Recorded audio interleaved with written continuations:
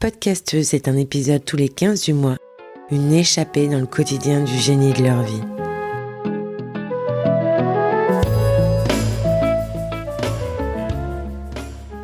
Aymar est un mycologue attaché à l'art de la chasse à la morille.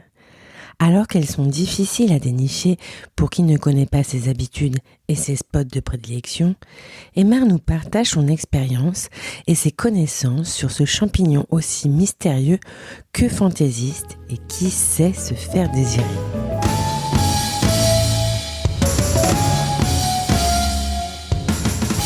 Aymar, tu es morilleur. Exactement. Que ça veut dire un morilleur ? C'est un cueilleur de champignons, et plus précisément de morilles. Je voudrais savoir comment t'es venu à cueillir de la morille. Quand j'étais petit, j'adorais partir en forêt avec mes parents, et plus précisément avec mon père, qui était passionné de champignons. Mais c'était plus les cèpes, les champignons d'automne. Il y a 5 ans, en fait, j'ai vu quelqu'un revenir avec des kilos et des kilos de morilles. Ça m'a complètement intrigué. Je connaissais pas du tout ce champignon. Et voilà, et depuis ce moment-là, c'est devenu vraiment mon champignon préféré. Ton père, il connaissait pas du tout la morille ? Non, mon père ne connaissait pas du tout la morille. On savait vraiment pas du tout comment la trouver. Vraiment, on n'avait aucune connaissance sur ce champignon-là. Mais par contre, on avait une connaissance de la forêt en général, grâce aux autres champignons qu'on cherchait aussi. Pourquoi ton père, il s'intéressait jamais à la morille ? C'est un champignon quand même assez mystérieux et tellement rare et difficile à trouver. Enfin, il y a une espèce d'inaccessibilité à ce champignon. Et le fait que tu t'y intéresses, ça le chauffe à fond ? Enfin, il y croyait pas trop.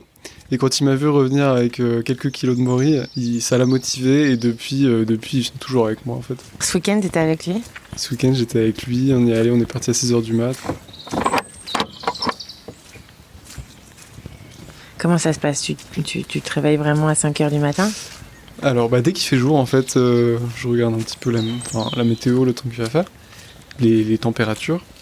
Et oui, généralement, dès qu'il fait jour, c'est-à-dire autour de 6h, 6h30, je pars en forêt, en fait. Je pars toute la journée, quasiment. Et tu vas comment ? T'as un sac ? Généralement, un morilleur, on le prend pour un promeneur lambda.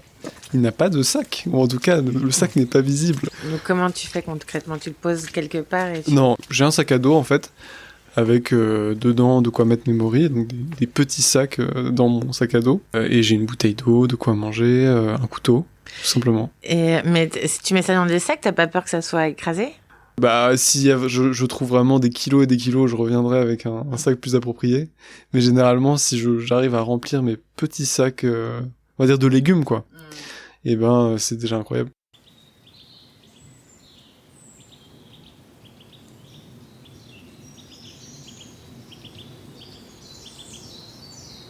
Et est-ce que c'est pas un peu une psychose du morilleur, justement, de se camoufler et tout ? Parce que il y a tant de gens que ça à vouloir cueillir de la morille.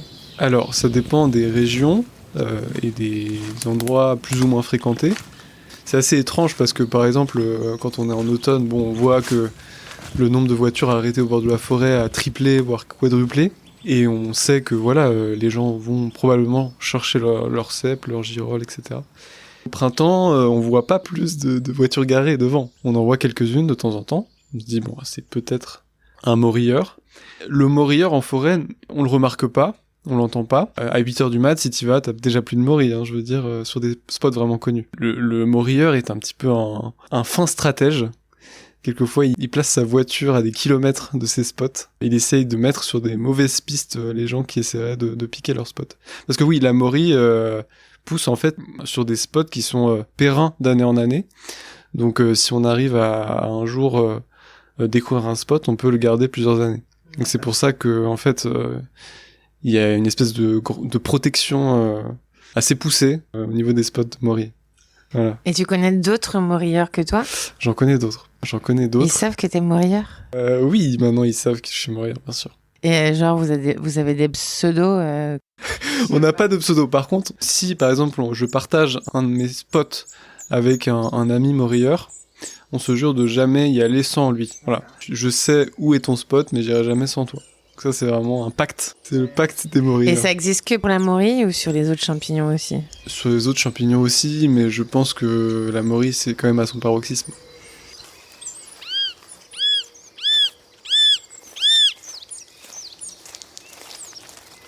Quand tu parcours ces kilomètres à la quête de la Maurie, est-ce que c'est à la quête finalement d'un écosystème que t'aimes comprendre, ou est-ce que c'est vraiment le champignon, le bouffer qui t'intéresse, quoi? Pour trouver la Maurie, il faut s'intéresser donc au type de sol, aux essences d'arbres, etc.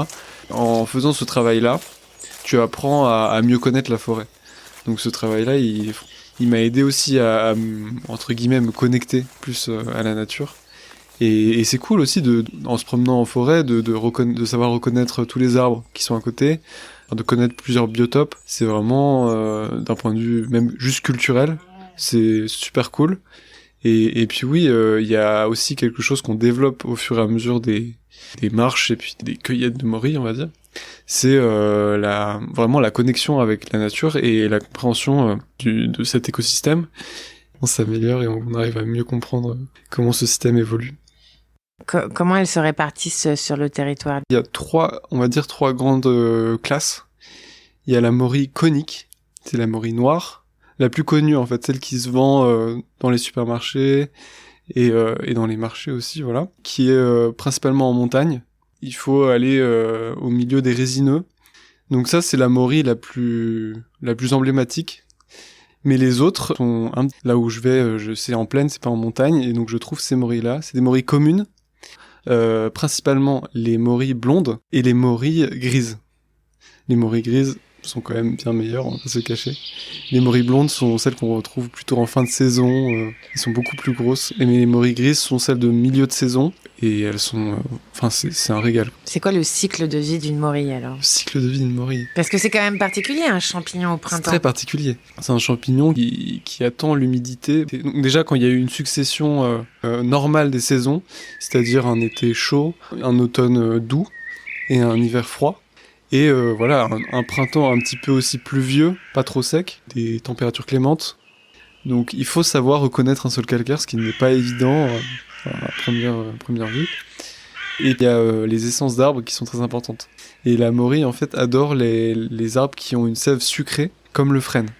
Et il y a aussi tous les arbres fruitiers, donc le merisier, le poirier, le pommier, par exemple. Mais il y a d'autres aussi des arbres, des arbustes, comme l'aubépine, le noisetier, qui sont très bien aussi. Pour revenir au sol calcaire, plusieurs indicateurs, principalement floraux, permettent d'identifier un sol calcaire. Par exemple, dans ma région, je sais que la mercuriale, les lébores, l'ail des ours, pissenlit sont des indicateurs qui sont en fait des plantes qui poussent sur des sols calcaires.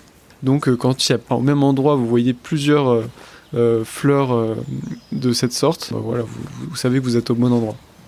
Il y a aussi les arbres, donc principalement le frêne. Vraiment principalement le frêne, donc il faut absolument savoir l'identifier. Donc que ce soit le tronc, la disposition des feuilles, la manière dont les branches s'articulent en haut des arbres, voilà. Qu'au départ, vraiment, quand on est novice, on cherche un sol calcaire, on cherche les frênes principalement, mais aussi les merisiers, les noisetiers, d'autres arbres qui sont bien pour la Maurie. Mais on va dire principalement le frêne au début. Aussi au début, c'est sûr qu'il y a une énorme phase où on marche beaucoup, on essaie de comprendre comment la Maurie fonctionne, mais au début vraiment c'est super compliqué. Donc aussi faire attention aux autres cueilleurs, aux autres promeneurs qui sont dans la forêt, essayer peut-être de se cacher dans des buissons et de les observer. Toi, t'as déjà fait ça? Pas se cacher dans les buissons, mais bien sûr me cacher derrière un arbre, ou, voilà. Ça m'est déjà arrivé. Ben oui, parce que quand t'es tout seul dans la forêt et que t'entends quelqu'un arriver, si t'es sur un spot de Maurie, le premier truc que tu fais, tu te caches.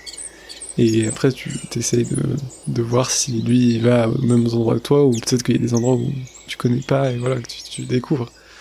Mais quand tu connais vraiment pas de spot, c'est vraiment, je pense, le meilleur moyen pour en trouver.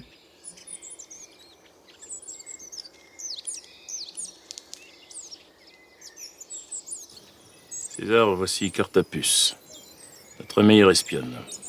Ave César, Vasper Robustes.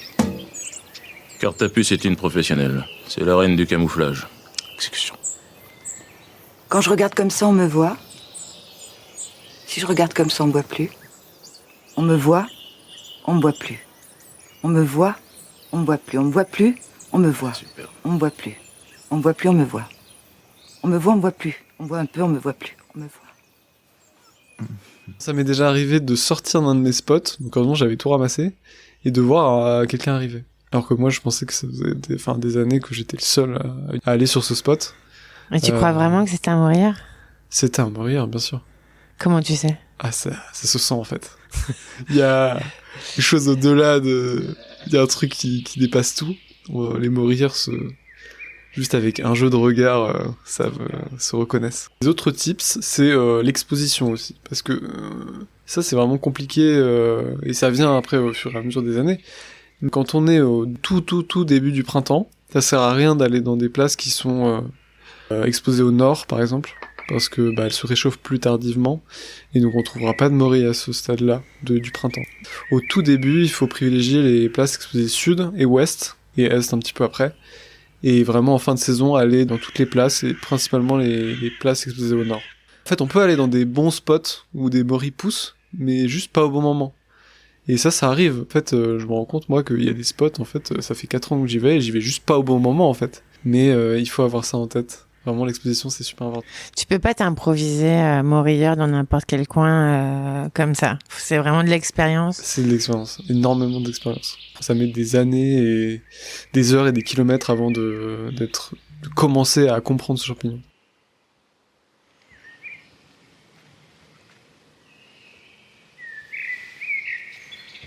Ah, c'est incroyable. Ok. En direct, je viens de découvrir un nouveau spot. Là, j'en vois 2 pour l'instant. Je regarde autour. Il y a un frêne encore en vie à une dizaine de mètres. Il y a aussi des autres frênes coupés. Donc je sais pas qui a donné ces 2 morilles. Mais elles sont belles. Elles sont super belles. Il y en a une blonde et une grise au milieu de pas mal de petites plantes, mais il y a quand même de l'espace entre chacune d'elles.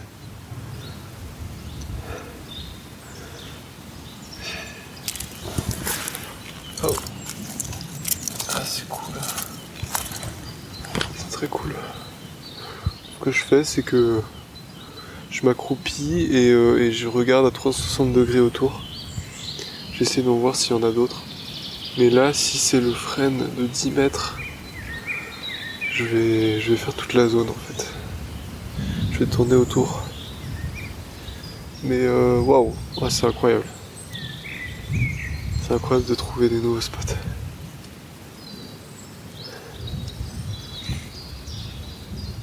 Ah, je pouvais pas la louper celle-là, la grosse morille blonde. Même s'il y a du soleil et donc c'est compliqué de les voir quand il y a du soleil avec le reflet. Celle-là, je pouvais pas la louper. Bon allez, je regarde autour. Je vais rester au moins une quinzaine de minutes ici. Et je vais décortiquer toute la zone. Donc quand vous parlez de morilles au bord des chemins, c'est qu'il y a des arbres. Oui. Ouais. Un arbre, par exemple, qui fait 20 mètres de hauteur, il peut y avoir des morilles donc, qui sont en symbiose avec cet arbre à 40 mètres autour de cet arbre-là. Donc ça peut vraiment être très loin du tronc. Le système racinaire, en fait, en dessous du sol est vraiment énorme. Il y a vraiment tout un espace où on peut la trouver.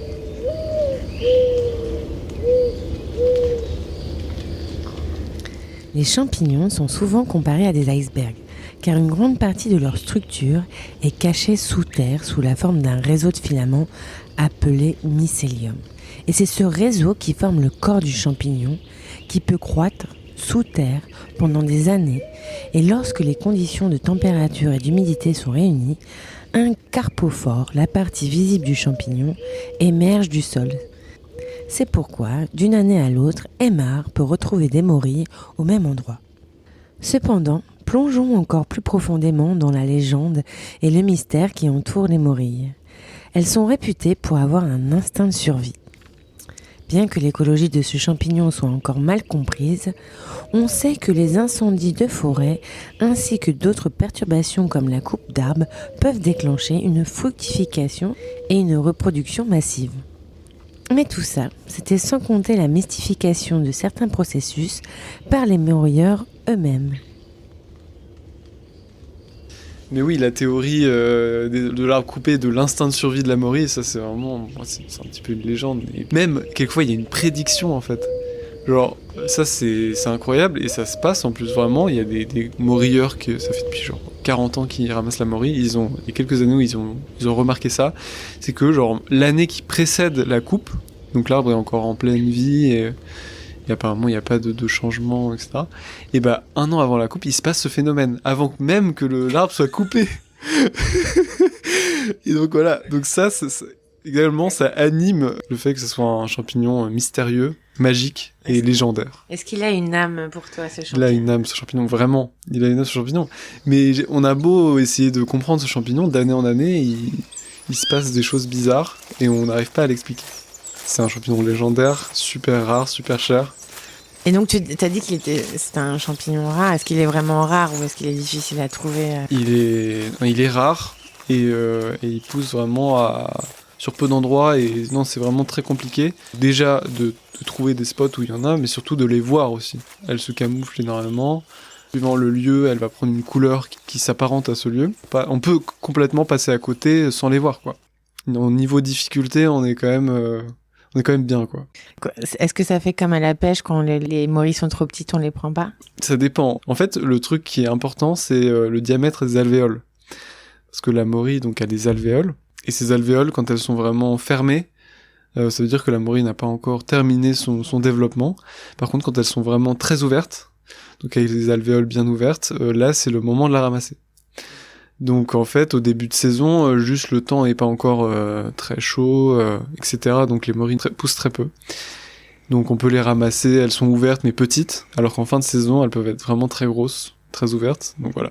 Oui. Toi, t'en fais quoi de tes morilles Bon, moi je suis un morilleur, on va dire un passionné, mais c'est pas non plus mon métier de vendre les morilles, etc. C'est un usage personnel, mais ça m'arrive d'en donner à certaines personnes, à certains proches, quand j'en ai vraiment beaucoup. Mais pour l'instant, c'est vraiment... Je les vends pas pour l'instant. Il y a des peurs qui émanent du champignon, et notamment la toxicité du champignon. Bien sûr. Et qu'en est-il de la morille, alors ? Et la morille est très toxique, crue. Donc il faut faire hyper attention à ça. Peu de gens le savent d'ailleurs. Et vraiment, on en meurt. Et c'est quoi qui était toxique dedans ? Alors, elle sécrète une molécule, je sais plus exactement le nom de la molécule, mais en gros, elle détruit nos globules rouges. Donc c'est quand même pas cool. Il faut vraiment la faire cuire au moins 15 minutes. Sauf si elle est séchée. Si elle est séchée, c'est bon. C'est vrai que la morille, comme d'autres champignons aussi, mais réduit beaucoup à la cuisson. Donc en fait, pour vraiment qu'il y ait un goût assez fort de la morille, même si c'est un champignon qui quand même a un goût assez puissant, il en faut quand même beaucoup. Il y a des techniques de cuisson pour essayer de garder en fait ce goût-là. Et notamment, en fait, la lier à une, par exemple, un truc bête, mais à de la crème. Donc la faire cuire une quinzaine de minutes à feu moyen, on va dire. On peut aussi les glacer avec un peu d'alcool. Puis après, laisser vraiment à feu doux avec de la crème et des échalotes, par exemple, pour vraiment que le goût imprègne la crème. Donc beaucoup est dilué un peu dans des composants qui gardent le goût. C'est ça. Un peu faire diffuser le parfum de la morille. Autre point, est-ce que ça existe des morilleuses ? Des morilleuses, bien sûr. Toi, bientôt, non ? Ma sœur est une morilleuse. Et elle est d'ailleurs très forte. Il y a aussi je n'ai pas parlé, mais il y a l'instinct, le flair, on appelle ça le flair de la morille. Ça se développe au fur et à mesure des années et son flair est assez développé, ça m'impressionne. Mais on parle de vrai flair, vrai flair on va dire, on se balade dans la forêt et il y a un endroit, tu sais qu'il y en a, quoi. Genre ça s'explique pas forcément des indicateurs, mais toi tu sens que la morille pousse à ce moment-là, à cet endroit-là. Tu disais, oh là là, mais en fait là il y en a des toutes petites, j'aurais pu les écraser. Tu crois que tu en as écrasé beaucoup dans ta vie de la morille ? Malheureusement, je pense que oui. Ouais. Ouais. On peut très bien traverser un passage où il y a de la morille et ne absolument pas les voir. Ah, complètement. Surtout au début, mi-saison, quand elles sont encore petites. Et le top de la saison, ça sera à la sortie de l'épisode, peut-être. C'est mi-avril. Tu penses que la saison va être bonne ? Écoute, je pense que la saison va être incroyable. C'est vrai que la morille, c'est le champignon qu'on attend chaque année, avec impatience, et c'est un petit peu le champignon qui démarre aussi l'année, quoi. Et donc, est-ce que tu peux nous dire où c'est situé Où c'est situé? Ah, ça, c'est pas possible. Le département, Ouais, même pas. Ah, le département. C'est dans l'Oise.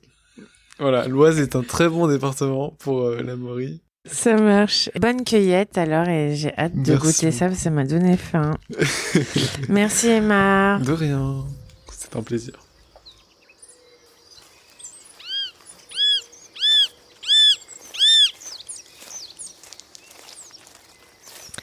Je termine le montage de cet épisode aujourd'hui, samedi 13 avril. Avec ce beau temps, j'imagine qu'Emma est en train d'explorer les forêts oisiennes depuis tôt ce matin. Pensez à vous abonner au podcast sur vos plateformes d'écoute préférées. Pour toutes les dernières actualités, suivez-moi sur Instagram à pot.casteuse. Et nous nous retrouvons le mois prochain, comme d'habitude, pour un nouvel épisode.